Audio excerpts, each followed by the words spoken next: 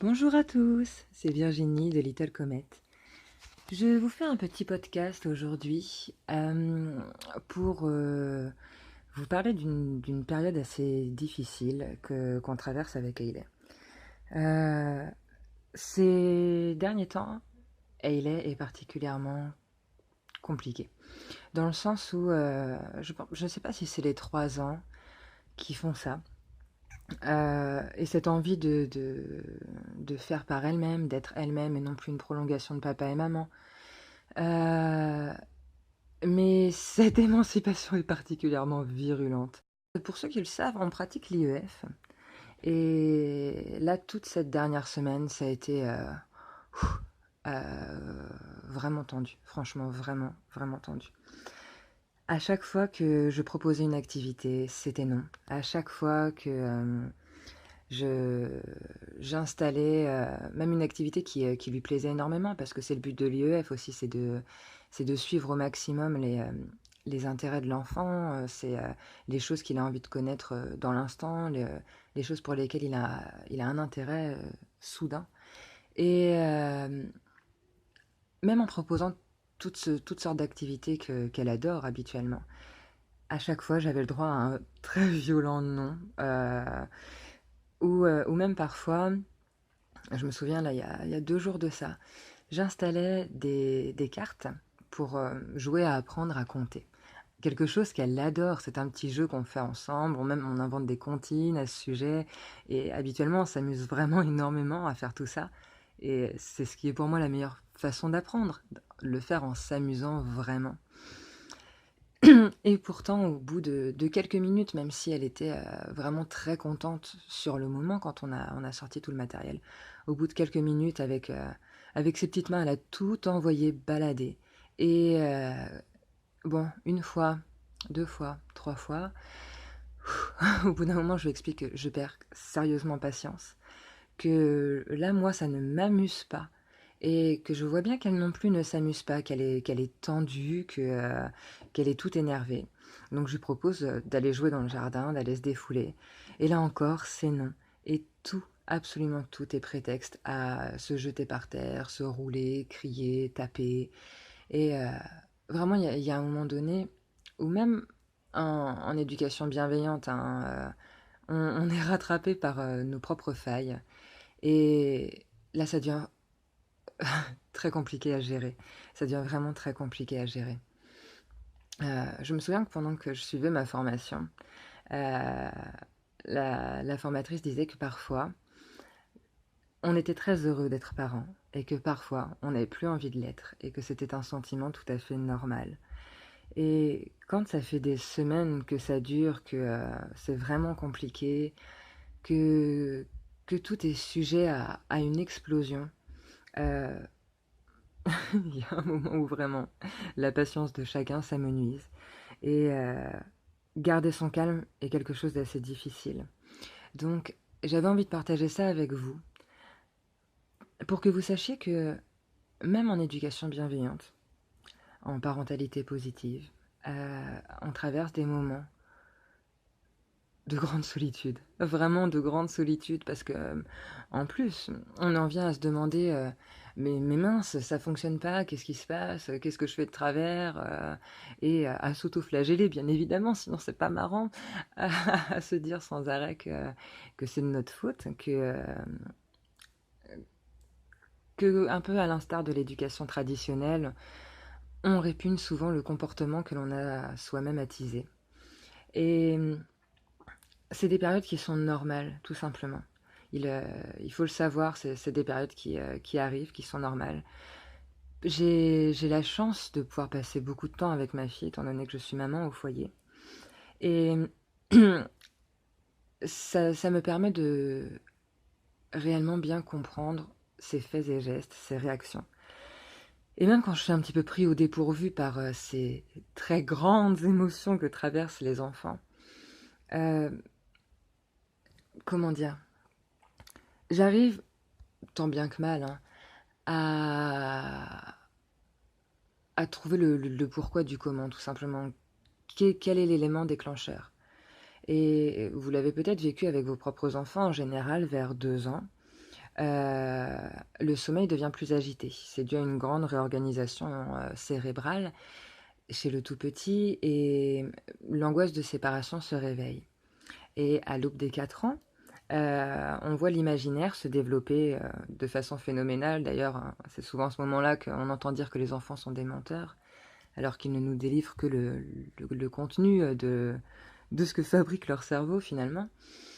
Et avec ça aussi le réveil des cauchemars. Et là, il nous fait une sorte de Big Bang où elle nous fait un petit melting pot des deux, arrivé à 3 ans et demi là. Euh, les couchers sont relativement compliqués. Heureusement qu'on est vraiment rodé à ce niveau-là, qu'on a de très bonnes habitudes à ce niveau-là. Et on a le droit à des réveils ou à des siestes très courtes, des nuits très courtes.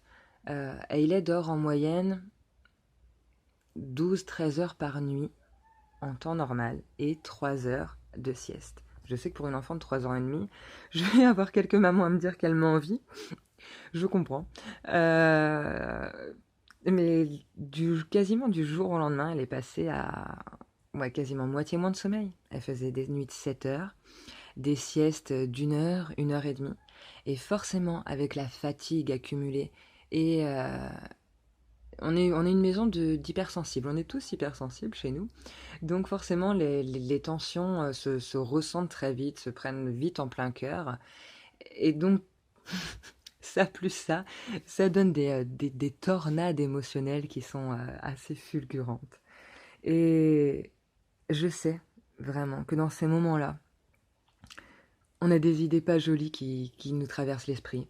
On peut venir vraiment être à bout de nerfs, à se demander mais qu'est-ce que j'ai fait pour mériter ça.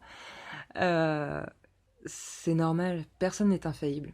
Personne n'est infaillible. Et je dirais que l'important dans ces situations-là, c'est de garder son calme.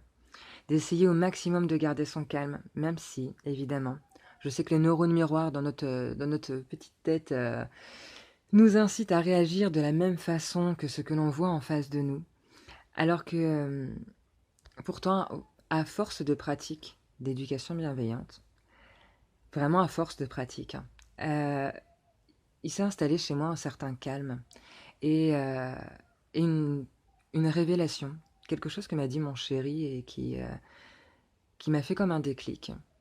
Euh, c'est une personne qui ne crie quasiment jamais, qui est très calme et qui évite à tout prix le conflit. Et il me disait, parce que ça n'en vaut pas la peine, parce que ce que l'on a est si beau qu'une dispute, ça n'en vaut pas la peine, ça n'en vaut jamais la peine. Et ces paroles m'ont touché en plein cœur, vraiment. Et j'ai promis à ma fille que je ne crierai plus, que je ne m'énerverai plus, je ne le veux pas, et puis c'est très contre-productif. Mais malheureusement, même en éducation bienveillante, parfois on dérape. Parfois on dérape et on se met à râler, même si on se reprend après, évidemment, que quand on a cette habitude de présenter des excuses à son enfant, lui dire, tu vois, moi non plus, je ne suis pas infaillible. Il y a toujours cette culpabilité de la maman, je pense que vous la connaissez, ce, ce moment de solitude le soir où on se retrouve dans son lit, où on fait un peu le débrief de sa journée, où on se dit merde, que j'ai pas été la maman que j'aurais voulu être aujourd'hui. Euh, Ça m'arrive, je pense que ça m'arrivera encore. Bien sûr, je ne le souhaite pas, ou pas de façon trop régulière, évidemment.